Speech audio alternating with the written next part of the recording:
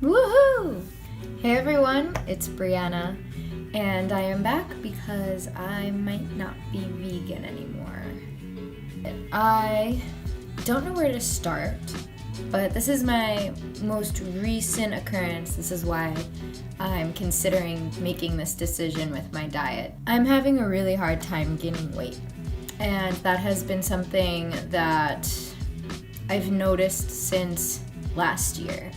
Last year, I was in a car accident and I had a traumatic brain injury, amongst a bunch of other injuries. Ever since the accident, I've never been able to gain weight again in the way that I used to in the past. Gaining weight was never an issue for me, and eating was never really an issue for me. Even though in the past I did experience a lot of digestive discomfort, weight gain was just never an issue.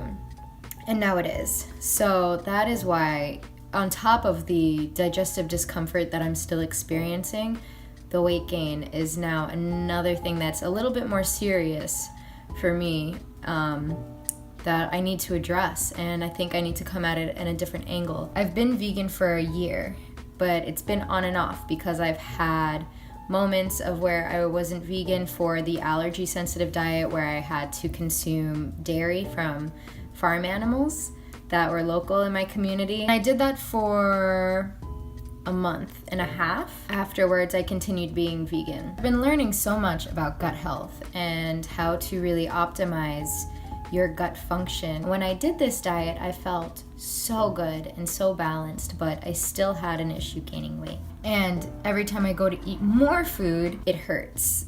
And my main issue is that my appetite hasn't been there. Looking back on my recovery, on life after the accident, I experienced extreme stress and panic and anxiety and fear. So much that when you feel those things, you don't want to really eat. You're not hungry. You're in a state of survival. And what I was going through, my acupuncturist said, sounds similar to PTSD, which is post-traumatic stress disorder. I haven't been professionally diagnosed for this, but what happens in those instances and why she said that it's familiar, my symptoms, is because your body instantly just feels like it is back in that time where you were in extreme danger and you need to get out of there and you are not safe. So, for instance, while I was working, I would have panic attacks because I guess the stress of the job, because it was a fast-paced job, the conditions most likely were elevating my adrenaline, and I was being very highly stimulated, and it was putting me under stress. In the past, I have worked restaurant jobs until midnight or 2 a.m. and never had a problem like this. So this was something very new for me, and I didn't understand that it was panic attacks. I didn't understand what was happening. Those symptoms really made it difficult for me to eat comfortably. After a little bit over a year, I was able to recognize what was happening and really work hard on maintaining and controlling my symptoms, coming up with things to help me stay calm and to recognize what was happening and to manage that. And then I moved to New York, and my dog died of 14 years, my best friend. It was a very difficult death. She was extremely sick, and it was such a heartbreaking and stressful and sad situation that I didn't realize it, but all of a sudden, these triggers started coming back again, these feelings of high anxiety and stress, and I think my body and mind again thought that I was in a dangerous situation. You have to protect yourself. I felt like death was everywhere, and that is similar to what I used to feel after the accident, that death is very easy to come by and that you are in danger all the time. So that's what I've been experiencing since I came back to New York. In the past, I was able to handle stress so much better. I was in stressful environments all the time. I moved about 6 times during my 6 years of college. It feels like stress and adversity and fear are so much easier to come by and a lot harder to manage. These 3 months now going on 4, have been so stressful, and I'm learning how to be a new me in the sense that I'm facing things that would have been easy for me to manage in the past with all of this baggage and this fear and this experience that really kind of haunts my body and my mind. I also remember the feeling of my stomach just shredding and not being able to eat, not having an appetite. Just every time I tried to eat, I felt nauseous. This was kind of the peak of my digestive issues.